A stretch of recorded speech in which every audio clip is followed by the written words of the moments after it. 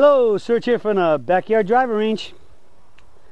Question came in at customer service, and this one comes from Skip Fraker. And Skip says, I am 67 and slowly introducing your swing theories into my game, working on my irons first, and I'm seeing improvement in ball trajectory and accuracy. Driver next year. Have always hit it consistently well with distance and don't want to lose a summer of decent golf. Okay, I'll buy that. And again, the more confident you get with the irons, remember, the ball doesn't know what club you're holding, so you set up and swing a driver the same way. Set up directly with the driver would be a little bit more forward because we have to hit it more on the upswing because it has less loft and it's teed up. And the same thing goes for the fairway woods. It's a little bit more forward, but the ball doesn't know what club you're holding, so we try to make the same swing. In it catches mitt and up the tree, and then ring the bell and bump and swing into the forward mitt and up the tree, recoil and relax. Now let's go on to your question. The question, as indicated above, is how much thought do I need to concentrate on this considering my knees are already slightly outside my ankles? I have always had a slightly wider stance than normal, especially on my irons, typically just inside my driver stance, and is almost identical to all my irons. Submitted by Skip Fraker. Okay, Skip, you gave us some good information here about what's going on, and you say that your driver stance is outside your shoulders and your iron stance is just a little bit narrower than that. I really think that's too wide. One of our premises of the setup for the Peak Performance Golf Swing is that we want the feet about shoulder wide. And so where most companies talk about a 5-iron being about the width of your shoulders, I would like that to be for a driver. And I'm talking the 5-iron meaning center of the ankles up through the knees into the shoulders on both sides. All right, most people want the drivers with the feet completely wider than the shoulder. All right.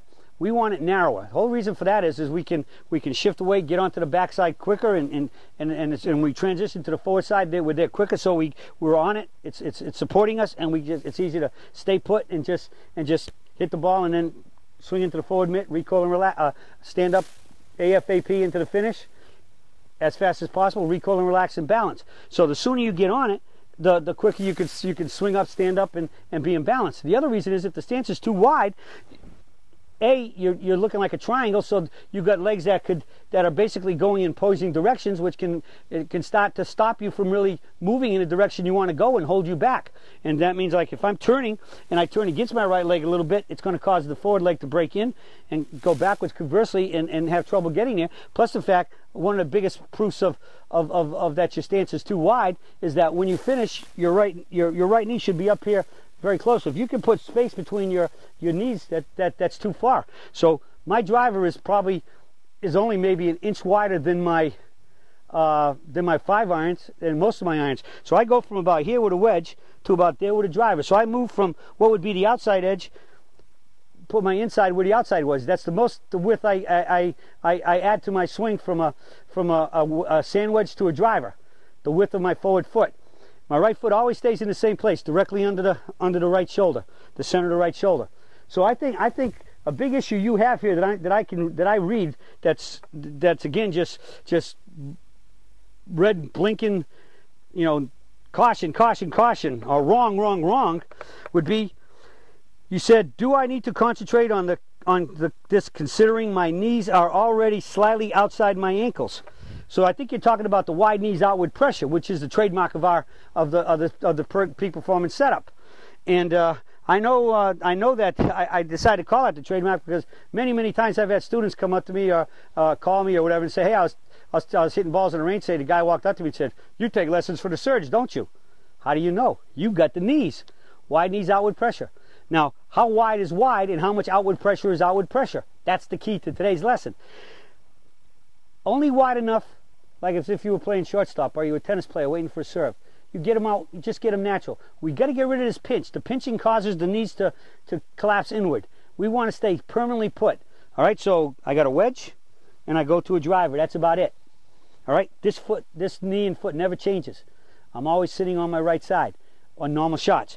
So outward pressure is just enough to stretch the insides of your muscles and to keep the knees put, because we get the knees create the biggest thing that creates the limited turn, and so we can go in and catch his mitt and up the tree with the limited turn.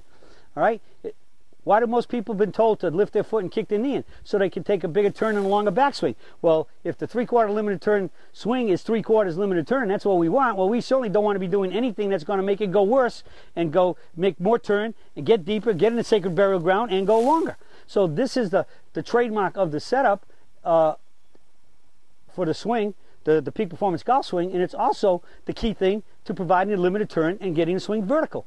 The knees are your levelers and stabilizers. So you only get enough outward pressure and move the knees outward as to keep the weight still centered on both feet.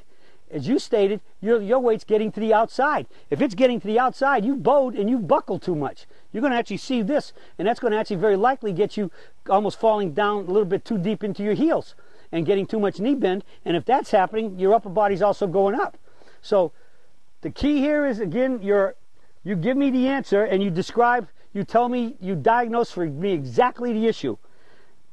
The knees are already slightly outside my ankles. If they're outside your ankles, you've bowed, your horse is way too wide. All right? We just got to get in here just a little bit, go down, and just enough out. But the weight has to stay centered over the ankles, okay? And that way, if it's centered over the ankles, you have what I call the building effect, riding a skinny horse, and you can stay in place, straight up. It comes into the ball, it hits, and we come over here, and this knee is pretty much caught up to here. It's right to somewhere to back center to the back. But if there's space in there, your stance is way too wide. And I think you'll also see that if you're outside your knees, you're having trouble lifting the club up and getting it down and getting it back up on the other side. Because that is, if your knees are outside your ankles, you have to be way out of balance and struggling like crazy to have any control in your golf swing. So they might not be as wide as maybe you say, but that's what you're feeling. But the point is boom, just right here. There's not enough pressure to let the feet start rolling to the outside edge. It has to still stay dead centered balance. All right, just like you're playing shortstop in the field or any position out there where you're like this, centered right down. Ankles, knees, hips, shoulders in line so you look like a building riding the skinny horse. Okay, that's it for the search for today on proper width of stance and weight distribution on your feet to be able to make a dynamically balanced swing right through to a T finish. Recoil and relax so you can be hitting it much more solid straight and shooting those lower scores. That's it for today, and I'll be talking to y'all again soon.